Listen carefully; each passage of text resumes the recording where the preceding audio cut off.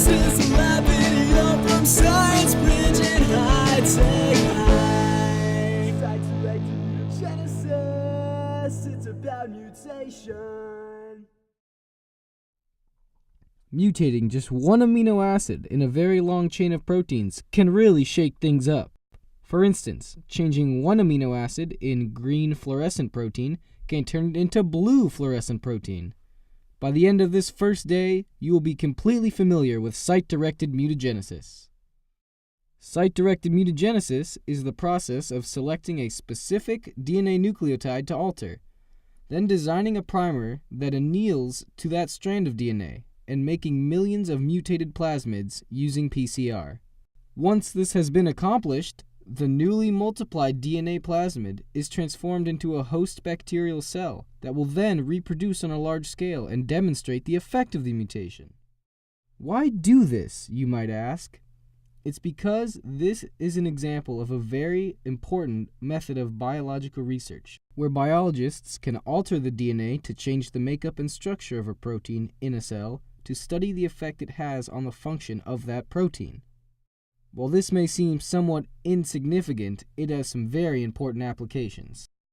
Know that altering just one part of the protein can have a dramatic effect on the cells, such as making certain cells unable to reproduce, or even making it impossible for a cell to construct membranes. Today you will be introduced to the concepts and procedures of creating your own primer and performing the PCR reaction, both of which are vital to site-directed mutagenesis. Before we begin, however, there are some key terms that will help you understand the next step of site-directed mutagenesis. Now we will actually be performing the mutation of the DNA using PCR, or polymerase chain reaction, to create millions of copies of the plasmid that will then be put into the bacterial host cells to create our BFP or YFP, depending on your choice.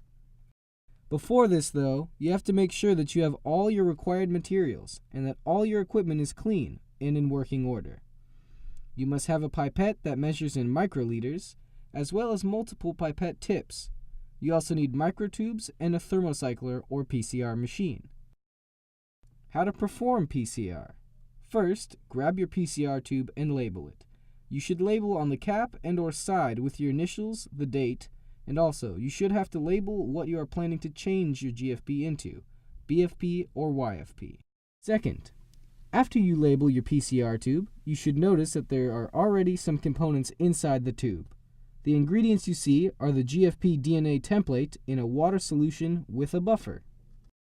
Third, be sure to pipette the correct amounts accurately when performing the following steps. There are two depths which the pipette can be depressed to. The first one is to uptake the liquid into the pipette tip, while the second one, the deeper one, is to expel it from the pipette. A tip for using the pipette is to change tips each time you pipette a different compound and dispose of the used pipette tips properly. Fourth, place your cap on your PCR tube tightly. Be sure to flick down any ingredients stuck in the cap. Tomorrow, we will be performing DNA transformation, which uses the plasmid we have just created and inserts it into a bacterial host cell through a heat shock process in order for the cell to accept this new DNA and begin production of the proteins coded by the new DNA.